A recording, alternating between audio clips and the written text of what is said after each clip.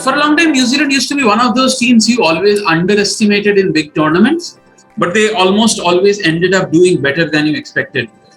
Now, in 2021, after two World Cup finals and the World Test Championship, New Zealand are no longer a team you underestimate. You consider them favorites. And New Zealand, the one thing about New Zealand is their flexibility. They do not hesitate to leave out Saudi and Bolt, even both Saudi and Bolt on slow, low pitches. They can take harsh decisions. They have the backup spin options for that. They have pacers. They have the pacers. They have the pacers and they have the spinners. And New Zealand made it to the semi-final in the first edition. New Zealand made it to the semi-final in the most recent edition. But one supposes New Zealand's performance since then have not been great. Since the last, they have won 27 and lost 25 matches. Win-loss ratio just above 1. It is just successful, but New Zealand, but they are a side who punch above their weight in big tournaments, and they have been doing that more frequently of late.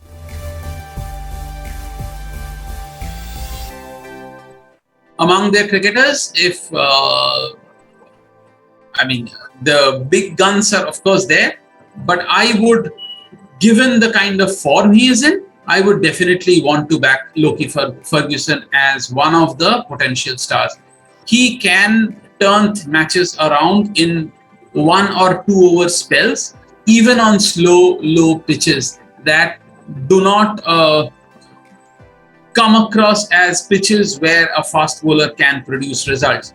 In the in this year's IPL, he bowled the fastest ball, so he can generate that extra pace that can hurry a batter even on a slow surface, and that is a great quality to have.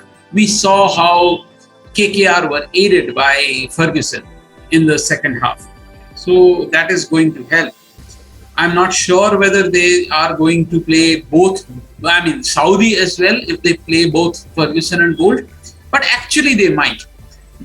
So, but if among the 3 fast bowlers, I would I would back Ferguson to become the most successful.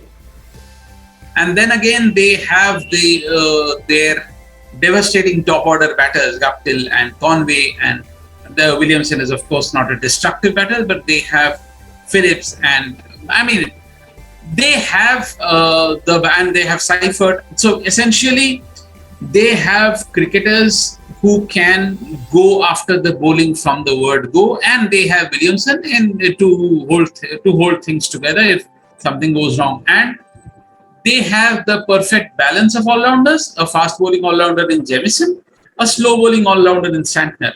Both of them, and of course there's Nisham. So they have 3 all-rounders, of which they can pick 2.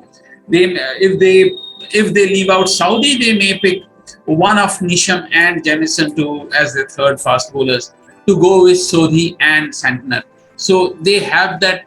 They have the flexibility to keep adding. They have the all-rounders who can bat in the top 6 as well as contribute with the ball, even bowl 4 overs if needed. So they are a very balanced side.